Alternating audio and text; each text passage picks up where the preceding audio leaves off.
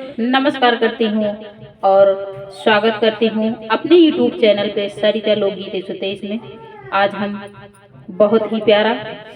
देवी पचरा गीत सुनाने जा रही हूँ। अगर ये गीत अच्छा लगे तो लाइक शेयर कमेंट जरूर करना और ज़्यादा से ज़्यादा शेयर करना अपने दोस्तों के साथ। बहुत ही प्यारा गीत है, एक बार जरूर सुनिएगा। लीजिए आप लोग सुनिए और आनंद लीजिए इस गीत का। सोवत गौरा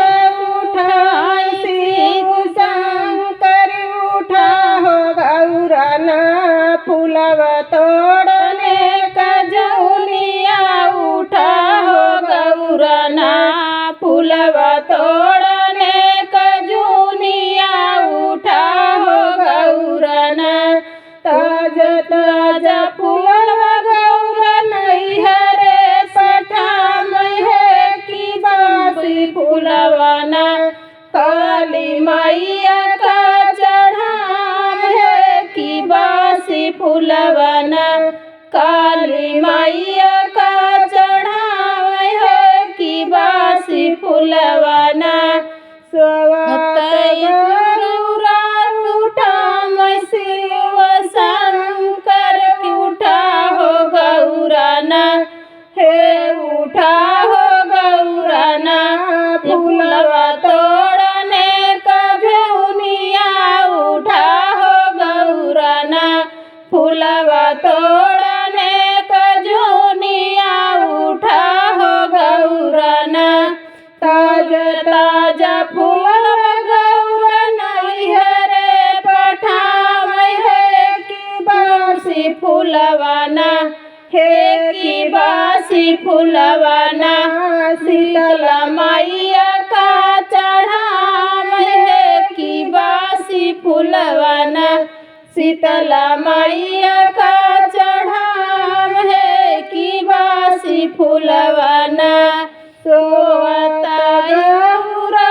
उठा हो शिव शंकर उठा हो गौरा ना हे उठा हो गौरा ना फूलवा तोड़ने का भेउनिया उठा हो गौरा ना फूलवा तोड़ने का जूनिया उठा हो गौरा ना ताजा ताजा फूलवा गौरा नहीं हरे पठाम है की बासी फूलवाना हे की बासी फूलवाना मारी मैया का चढ़ाम है की बासी फूलवाना मारी मैया का चढ़ाम है की बासी फूलवाना सोवत गौरा उठाम शिव शंकर उठा हो गौरा ना हे उठा हो गौरा ना फूलवा तोड़ने का जूनिया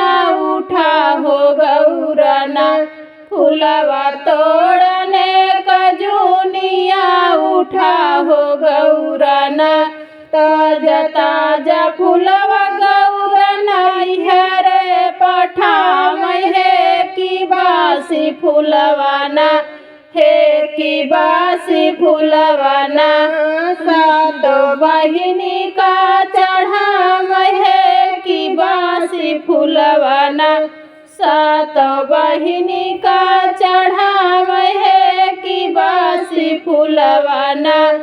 सोवत गौरा उठाम शिव शंकर उठा हो गौरा ना हे उठा हो गौरा ना फूलवा तोड़ने का जूनिया उठा हो गौरा ना फूलवा तोड़ने का जूनिया उठा हो गौरा ना। ये गीत कैसे लगा आप लोग जरूर बताइएगा। फिर मिलती हूँ अगले वीडियो में, तब तक के लिए